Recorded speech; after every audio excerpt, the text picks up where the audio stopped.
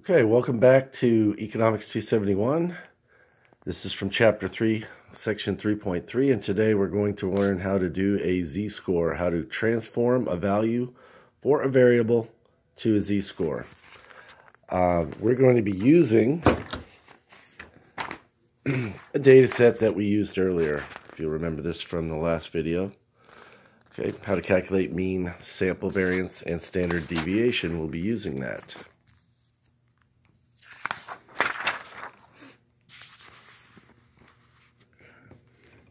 So step one, the first thing you want to do whenever you're doing a problem like this is you want to draw your distribution. Okay.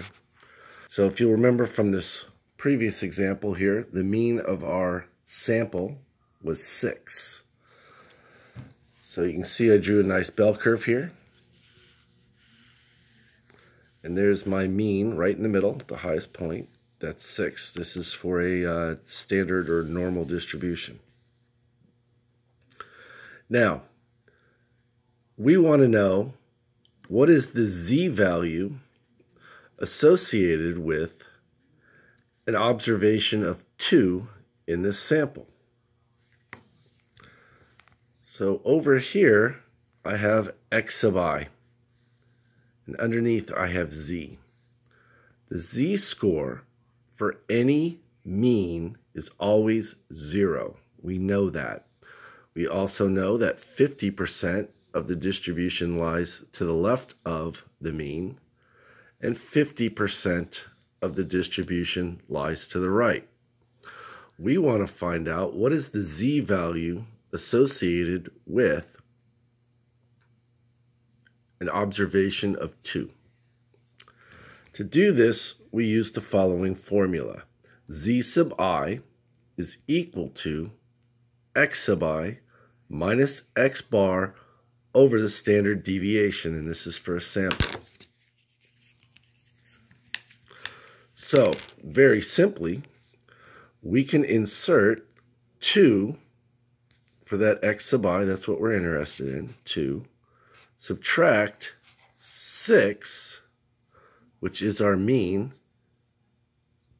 and divide it by the standard deviation, in this case, of our sample, which was 3.1623 from the previous example. 3.1623. Using our stat calculator, we can take 2 minus 6, 2 minus 6, hit the equal sign there. We know that's -4. And we're going to divide that by 3.1623. Hit our equal sign here. And we're going to get a -1.265. We're going to round that. Now, this is something that'll come up a little bit later, but right now, what if we wanted to know what is the probability that we get an observation or a reading from our data here of less than 2?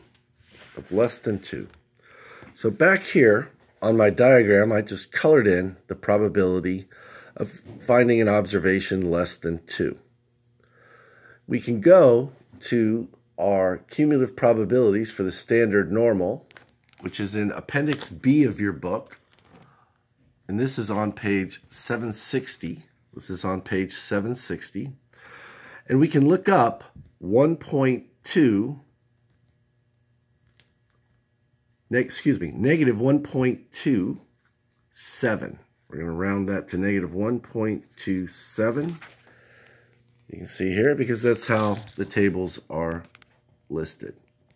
So I'm looking down for negative 1.2. That is going to be on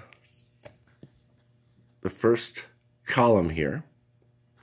Then we want to go to 1.27.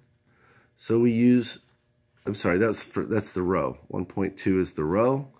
and we look for 0.07, that would be 1.27. So we're going down here,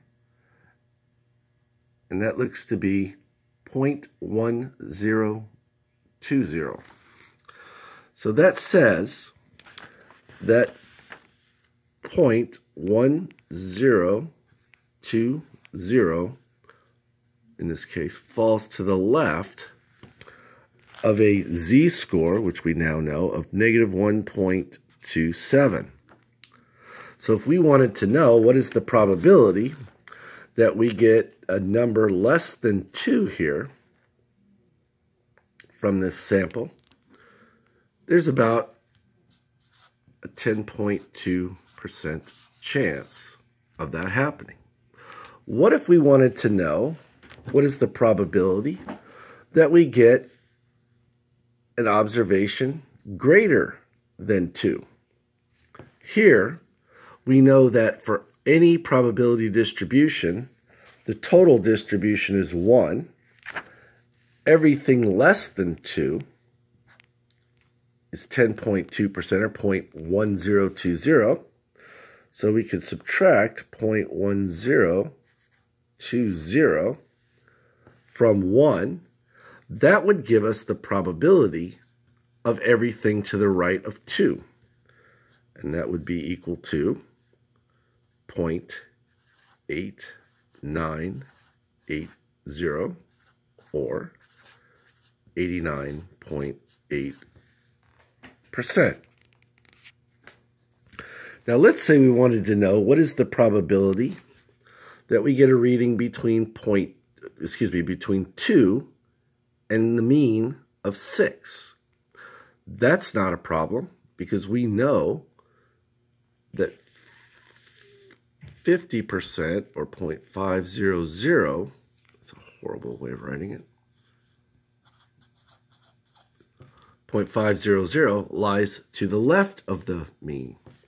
So if we wanted to know the probability that we get an observation that falls between the mean and 2, we can take that 0.5000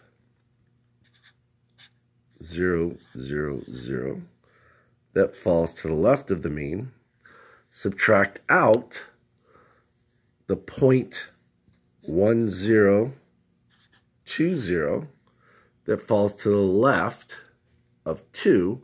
What's left will be the area under this curve, or the probability that a number falls between 2 and 6. And that would be equal to 0.3980.